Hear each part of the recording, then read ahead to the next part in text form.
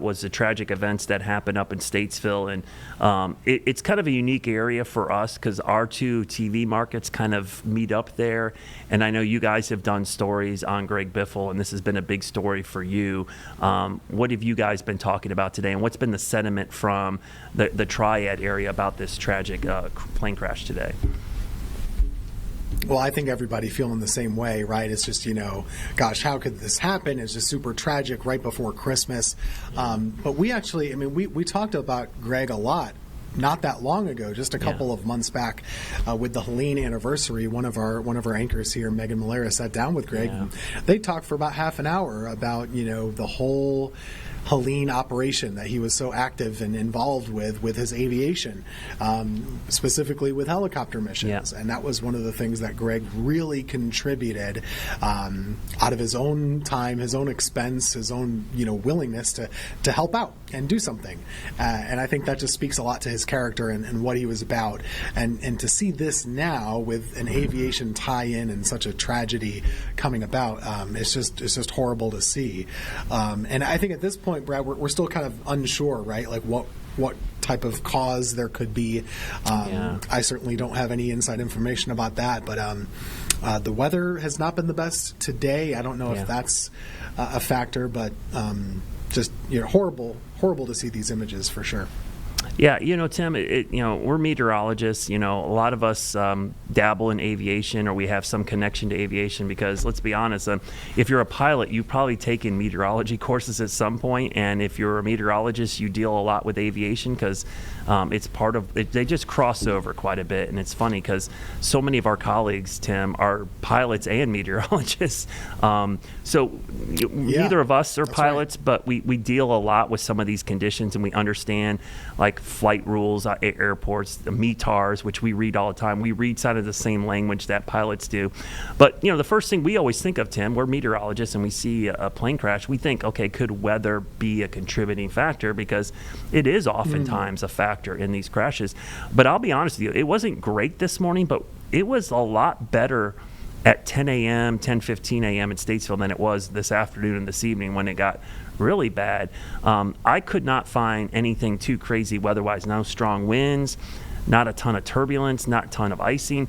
Probably the only thing that I looked at that maybe kind of just to peel back was the METAR had 5,000-foot overcast and had broken at 1,200. So it wasn't perfect visibility, Tim, but it was pretty good up to 5,000 feet, which is not bad even for a plane that didn't have instrumentation. But this was a big plane. This was not like your typical, I think people hear Cessna, that's the company name, not the type of plane.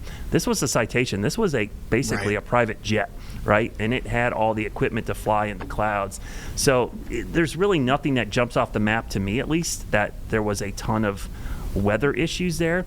There was some drizzle. The visibility, I think, was like at times was about a 5 mile, and then it got worse as it went on. But at least initially, I don't think weather was a big factor. But we really won't know, Tim, until the NTSB fully investigates this. Yeah, Brad, do you know the exact, I know they've mentioned it was in the 10 o'clock hour. What's interesting about the 10 o'clock hour, I've got this pulled up here. If you look at Statesville on the left. So this is about 10 o'clock on the nose. At 10 o'clock on the nose, the visibility was about 10. But if you go to 10:15, it's 5. Yeah. And then if you go to 10:40, well, then it's down to 1.75 miles. So it is decreasing during that time. Now, planes take off and land in fog all the time, right? So I can't say that that's a factor. I don't know exactly what minute it happened. I don't remember. But there's been fog. There's been that cool air wedge that we talk about that's been creating some of that fog along with the drizzle. But otherwise, not a ton of really harsh crosswind or anything like that I noticed. So it's hard to say. And you had posted earlier, which I thought was really interesting, the flight path. Yeah. And, again, not a pilot, not an aviation expert, don't claim to be. But if you're taking off and then you go around just very shortly and then immediately start to return to the airport, well, that might suggest to me that there's some sort of an issue with the aircraft, right? So that we don't know, but that could have been a factor. Yeah, normally in weather situations, you're not turning around to go back to the airport because if the weather was bad at the airport, that's probably the last place you want to go back to, right? So there clearly was something wrong with the plane, and they were trying to get the plane on the ground. So this is the flight path, just to tell everybody.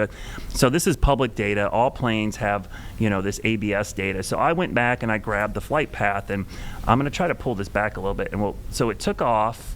I'll try to do this so it's a little sensitive here. We'll pull this back, just try to fly it backwards here and show you what happened. So the plane took off, and I'm going to zoom in and kind of show you. It took off in this direction, took basically a left turn. It got some elevation here. So this is a 3D plot. This shows you how high off the ground it was. And then it immediately took a left turn. Now what's interesting, some of the pilots I talked to, Tim, we're kind of curious. So it was coming back to the airport. Clearly, they radioed in that they were having engine trouble. We don't know what that means. Was the engine out? Was it malfunctioning? Was it weak? We don't know. But if you look carefully, the airport is right here. They could have came in and just landed the opposite direction, right? If there was an emergency, they would have cleared the airfield, could have landed. So some of the pilot friends I have had said, why didn't they just land right there? Why did they circle around at a much lower altitude, by the way, come in? And I know we've all seen the pictures. I don't want to show them again. They're kind of horrible. But even though you see that burning debris on the runway, the plane didn't actually make it to the runway. It landed short in this golf course. It actually took out some trees, a fence. There's a big scour in the ground here where it came up short. And then the debris, because of the forward momentum, ended up on the runway. And so what that tells you, and just this is the thing I do know about planes, and to create lift, you got to force air over the wings, right? So there's two ways to do that. With the engines going fast, or at higher altitudes, you can dip the nose and pick up speed through descent, and actually creates lift. And so if you don't have lift close to the ground, the only thing that's going to help you is an engine. And if you only have one engine, then that's where you run into some issues. So I guess the leading theory is they had some type of engine power issue. They clearly did not have enough lift to make it all the way to the runway. And we don't know if the engine was blown out. We don't know if it just was malfunctioning. And even I've heard, a bird strike is certainly in the realm of possibility, got ingested into one of the engines. But we talked to Chris Dunn, who's a colleague of ours. He's out at our Phoenix station. I talked to him today on our live Impact News, and he's a brilliant guy, by the way. He's a meteorologist, a pilot. He's an instructor, and he also buys and sells airplanes. So he knows a lot, and he was pretty clear. He said, Tim, that this plane could fly with one engine, and he even said you could actually fly it with no engines if you had enough time to glide it in. So he was curious as well what was going on. So we talked to him today, and this is a little piece of the interview we had with him, and he had some really good insight on, from a pilot's perspective, on what could have been going on.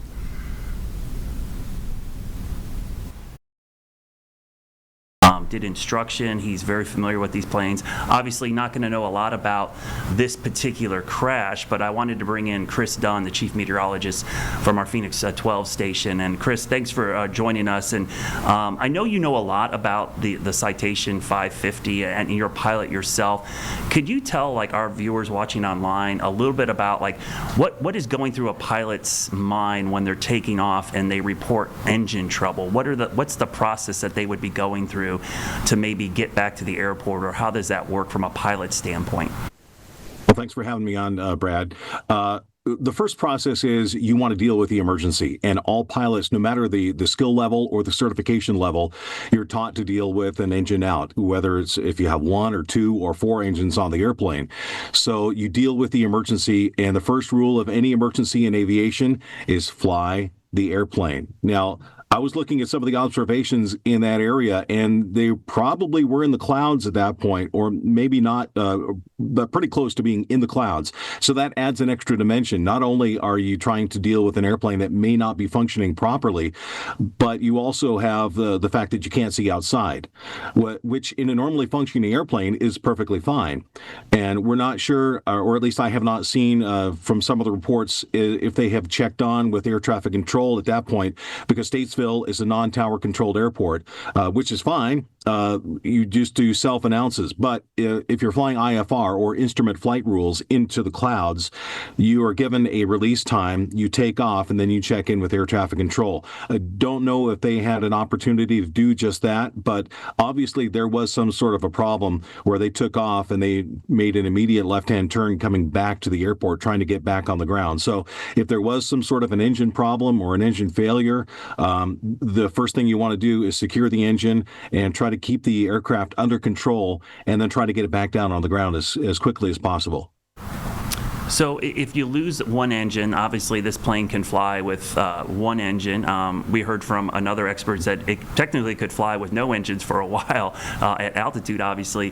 What is the biggest problem with flying with one engine? Let's say one's completely out and you're coming in for landing. What are some of the pitfalls that a pilot might have to deal with as they're coming in for an emergency landing, which this would be, right?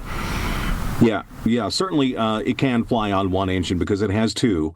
The biggest challenge, if you will, is something called asymmetrical thrust. So if you think about it, you have two engines, and if you lose one, the other one is going to cause it to yaw or shift over to one side. So you have to account for that. And a lot of the multi-engine training, the curriculum, is based on what happens if you do lose an engine, and how are you going to treat that emergency. You need to shut down the one inoperative engine and then be able to control the airplane flying on one engine.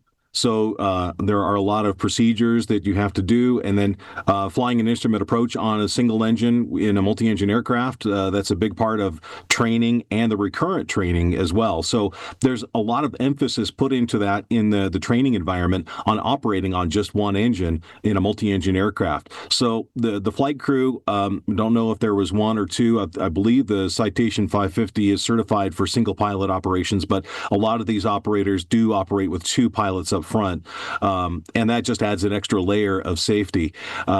We don't know exactly the nature of the accident and the crash and the situation, and of course in the coming days we'll find out more, we'll learn more about exactly what happened. But typically flight crews at that level are very well trained to handle a situation like that. But as I said, you have layers of different things that are going on at the same time, and that can make it extra difficult to deal with a situation like that. So, Chris, I mean, they took off. You said it's an untowered airport. With Statesville Airport's pretty small for most airport standards, but a lot of commercial, I would say commercial, but private jets fly out of there because of the NASCAR teams. Would there be a reason for them to go back to that airport or try to go to another airport? The fact that this happened so quickly, was that just the best place to go right after they reported the trouble they had? Yeah, and if they were, their mindset was, we got to get this on the ground right now. We just left a perfectly good airport right behind us. Let's do a U-turn and get right back down on the ground.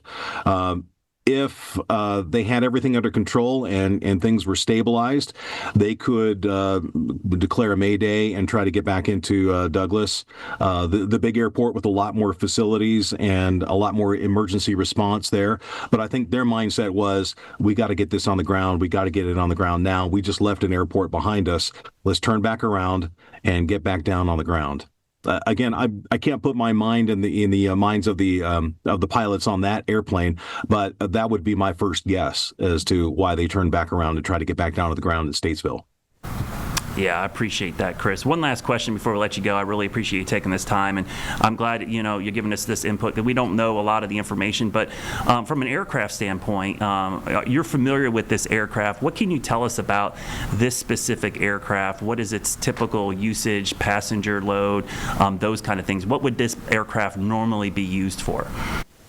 Yeah, exactly what they were using it for. Executive transport, business aviation, the Citation 2, the line, the 525, 550, to be a little more technical. Very popular business jet. This one, I looked up the number. I think it was manufactured in 1981, which is not a big deal. You think a 1981 car wow, that's really old.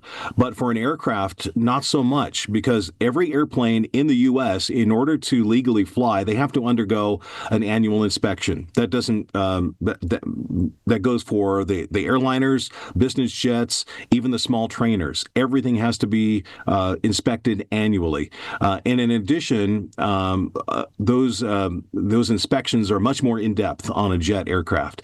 And then the insurance requirements are usually pretty high. So you're dealing with a lot of levels and a lot of layers of certification, of the training, of the aircraft. Typically, the aircraft, 6 to 8 people on board, and you can do 1,500-mile legs, 2,000-mile legs. So say from Charlotte to New York, that's an easy hop. Charlotte to Miami, Florida. My understanding was this was heading down to Florida and then out to the Bahamas. A pretty common mission for this aircraft. So they are used for personal transport, for business transportation, and Statesville is perfectly fine to use that airport. 7,000-foot runway, plenty of runway length, and they're just outside of the busy, what's called the Class Bravo airspace in Charlotte, which is a highly restricted zone of airspace. So they can take off and they can land. They don't have to even talk to anybody in air traffic control, unless they're flying into the clouds and on an IFR flight plan, which they most likely were, and aircraft like this typically are. So once they get in the clouds, then they check in with Charlotte Approach, and then they're handed off to Washington, D.C. Center or Jacksonville Center or something like that. And so the different layers of air traffic control will handle them. But again, it's really early in the process, and we're trying to just look at some of the details and pick apart what went on, and I'm sure a lot of those questions will be answered in the coming days. And unfortunately, to hear the news that you had in the breaking news at the top of this cut-in, an unfortunate end to this crash. Yeah. Site there. He's a wealth of knowledge, a really smart guy, and deals with a lot of that. And without speculating about the cause, I thought that was a good insight from a pilot's perspective on what happened. I heard that more than once. Something he said that, and some of my other pilot friends said, that the goal in this situation is to fly the aircraft. And people that don't understand what that means, it's like there's a lot of stuff going on, like stressful stuff. There's probably buzzers going off, alarms. You got passengers probably very scared. The goal is just to fly the plane, do whatever it takes to get that thing down safely. Yeah, I mean, it's super educational just to hear all of those things about the plane, things that we wouldn't understand as non-pilots. But just the fact that there are still a lot of things that you can do, and something went wrong in that short amount of time in the air that was just irrecoverable. So we'll learn more about that tomorrow, unfortunately. It's just so sad.